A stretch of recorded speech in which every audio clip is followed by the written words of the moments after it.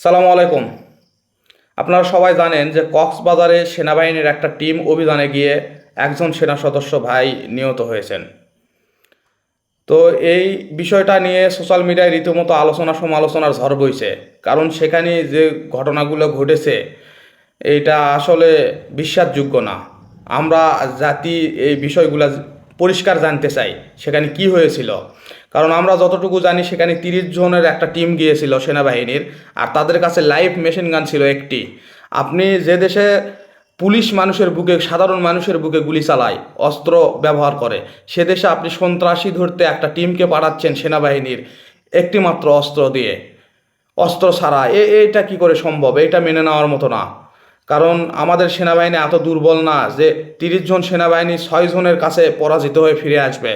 তাদেরকে অস্ত্র কেন দেওয়া হলো না? তাদের কমান্ড কেন এইভাবে তাদেরকে পাঠালো? আমরা তো জানতে পাচ্ছি সোশ্যাল মিডিয়ায় যে তাদেরকে সবাইকে মেরে ফেলার পরিকল্পনা ছিল, কিন্তু তারা সফল হতে পারেনি। এইটাও তো হতে পারত। কারণ দেশের যে পরিস্থিতি আর সেনাবাহিনীর মধ্যে যেই ভূতগুলা ঢুকে আছে, সবই সম্ভব।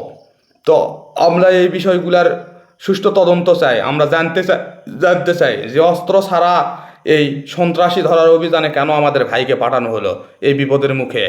এইগুলা জাতি খুলে বলবেন আপনারা। আর এদের দৃষ্টান্তমূলক শাস্তি দাবি করছি, এবং নেক্সট টাইমে এরকম ঘটনা যেন না ঘটে সেই জন্য সেনা সদস্যদেরকে এবং সেনা কমান্ডদেরকে অবশ্যই সতর্ক থাকতে হবে।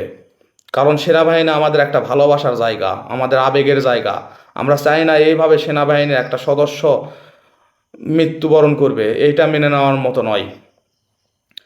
তো আপনারা যারা আমার ভিডিও দেখলেন, যেটুকু বুঝলেন আসলে বিষয়টা কি, আর এই নিয়ে আপনাদের কি মতামত অবশ্যই কমেন্টে জানাবেন।